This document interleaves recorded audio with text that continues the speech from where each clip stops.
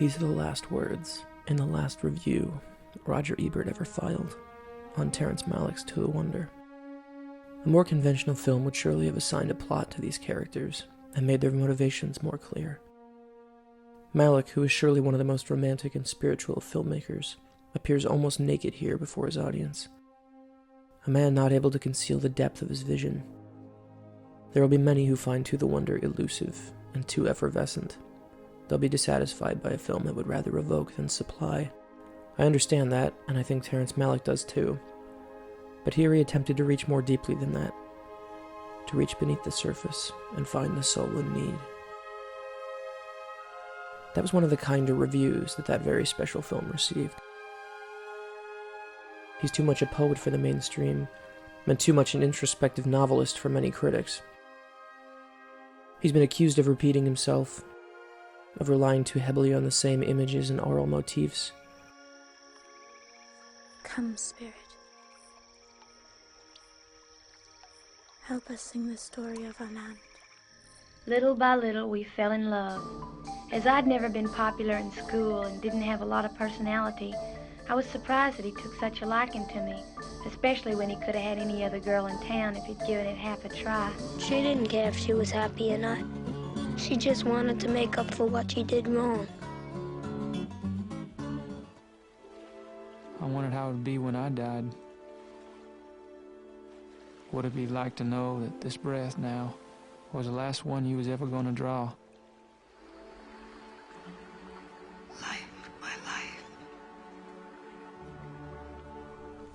Lui a appris les noms des fleurs sauvages.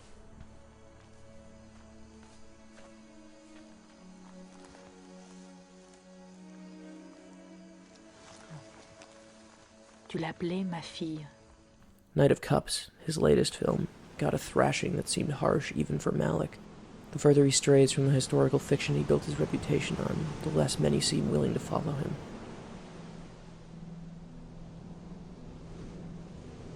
Begin.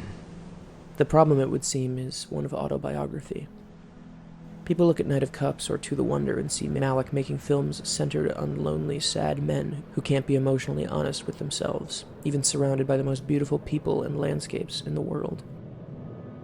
The pans of Knight of Cups used words like self-pitying, arty, and whiny. The problem to me with these arguments is that they take for granted that the reason Malick made this film was because he needed the world to know that he was suffering. As Roger wrote so beautifully in his review, Malick had already made his pain clear enough by focusing on one particularly confusing time in his life. Si tu m'avais demandé de rester, je l'aurais fait. Isn't it possible that there was more to Knight of Cups' tale of a lonely Hollywood power player than what meets the eye? It occurs to me that assuming the man who made the Tree of Life wants our sympathy is the most pedestrian of readings of a film this rich. The criticisms that greeted this film from this director seemed tantamount to asking Krzysztof Penderecki to write a pop song or Robert Mapplethorpe to fill in on School Picture Day. Malick, after all, was the filmmaker who kept going further back into American history to uncover the foundation of our divide as a modern people. He found the myths we use to keep ourselves complacent and at odds with nature and deconstructed them to show that we could still find ourselves and nature, his God, if we just pulled the reins. Then when he'd made it to the beginning of the American journey, he went back to the start of his own life and to all life in the universe.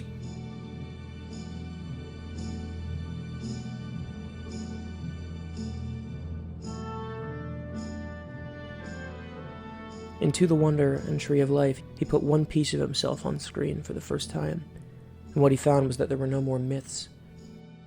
Even the priest seems overwhelmed by the blandly awful reality of earthly life.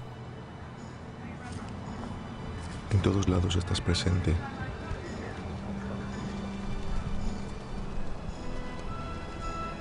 Y aún así no puedo verte. Knight of Cups is Malick finding a new myth in the only fairy tale kingdom left on Earth, Hollywood. Fusing European art house bedrock with the ancient logic of fantasy, he renders a shallow man's ennui as if it were the 1001 Nights of Arabia.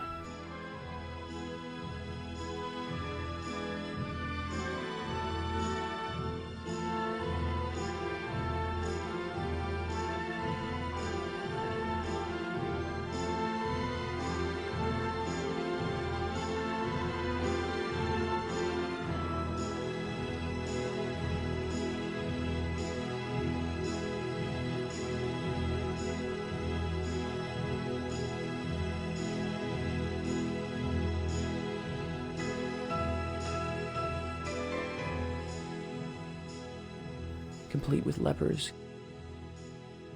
caliphs, grand viziers, and princesses too numerous to count. Malick is our Scheherazade, turning the glamour of 1% living into a kingdom that is as much prison as haven, and one from which our hero cannot escape, where every face brings a rush of emotion coated in a bath of artistic sense memory.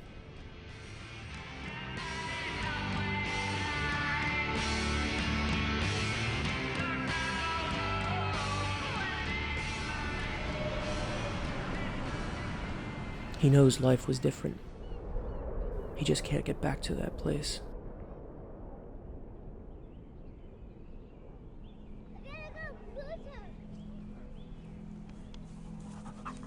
Remember the story I used to tell you when you were a boy? About a young prince, a knight, sent by his father, the king of the East, west into Egypt to find a pearl.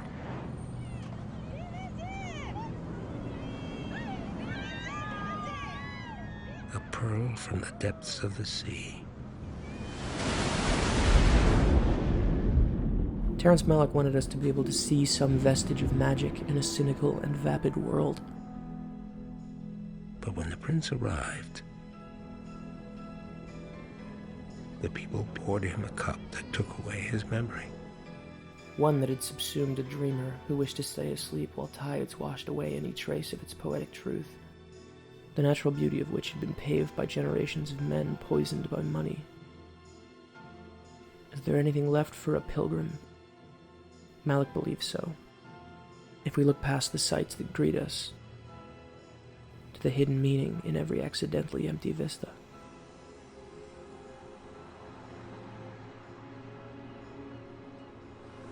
Knight of Cups is a film about a banished world of stories trying to climb its way back into a jaded landscape, starting with one man adrift in a false vision of bliss.